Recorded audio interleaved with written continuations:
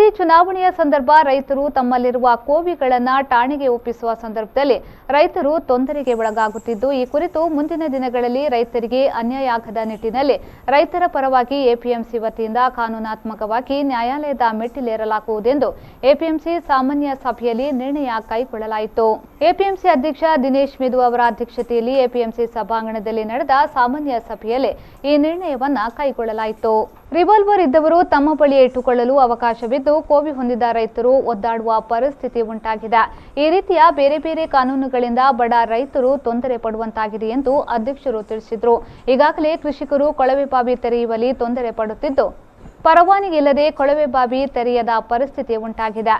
ಈ ಕುರಿತು ಶಾಸಕರು ಈಗಾಗಲೇ ನಗರಸಭೆಯ ಜೊತೆ ಚರ್ಚಿಸಿದ್ದಾರೆ. ಈ ನಿಟ್ಟಿನಲ್ಲಿ 2-3 ಎಕರೆ ತೋಟ ಇದ್ದವರಿಗೆ ಕೊಳವೆ ಬಾವಿ ತೆರೆಯಲು ಅವಕಾಶ ನೀಡುವ ನಿಟ್ಟಿನಲ್ಲಿ ಎಪಿಎಂಸಿ ವತಿಯಿಂದ ನೂತನ ಸಚಿವ ಅಂಗಾರ ಹಾಗೂ ಶಾಸಕರಿಗೆ ಮನವಿ ನೀಡುವ ಕುರಿತು ತೀರ್ಮಾನ ಕೈಗೊಳ್ಳಲಾಯಿತು.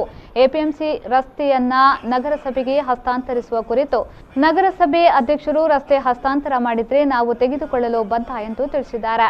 ಇದರ ಸಾಧಕ ಬಾಧಕಗಳ ಕುರಿತು ಮುಂದಿನ ಸಾಮಾನ್ಯ ಸಭೆಯಲ್ಲಿ ಚರ್ಚೆ ಮಾಡಿ ತೀರ್ಮಾನ ತೆಗೆದುಕೊಳ್ಳಲಾಗುವುದೆಂದು ಅಧ್ಯಕ್ಷರು ತಿಳಿಸಿದರು. ಸಭೆಯಲ್ಲಿ ನವೆಂಬರ್ ತಿಂಗಳಲ್ಲಿ ನಡೆದ ಸಾಮಾನ್ಯ ಸಭೆಯ ನಡಾವಳಿಗಳನ್ನು ಓದಲಾಯಿತು.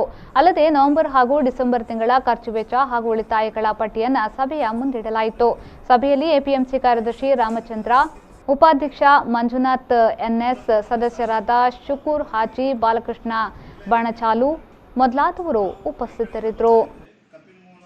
ಆ ಕಡೆಯಿಂದ ಒಳ್ಳೆಯ ರೀತಿಯ ಸ್ಪಂದನೆ ಕೊಟ್ಟರೆ ಖಂಡಿತವಾಗಿಯೂ ಮಾರ್ಚಿನ ಒಳಗಡೆಯಲ್ಲಿ ಇದೊಂದು ಅಂತಿಮ ಫೈನಲ್ ಆಗತಕ್ಕಂಥ ಸನ್ನಿವೇಶ ಆಗುತ್ತೆ ಅಂತೇಳಿ ಅದಕ್ಕೆ ನಾವು ಪೂರಕವಾಗಿ ನಮ್ಮ ನಳಿನ್ ಕುಮಾರ್ ಕಟೀಲ್ ಅವರು ರಾಜ್ಯಾಧ್ಯಕ್ಷರು ಅಲ್ಲಿ ಆ ಸಂದರ್ಭದಲ್ಲಿ ಮಲ್ಲೇಶ್ವರಂದಲ್ಲಿದ್ದರು.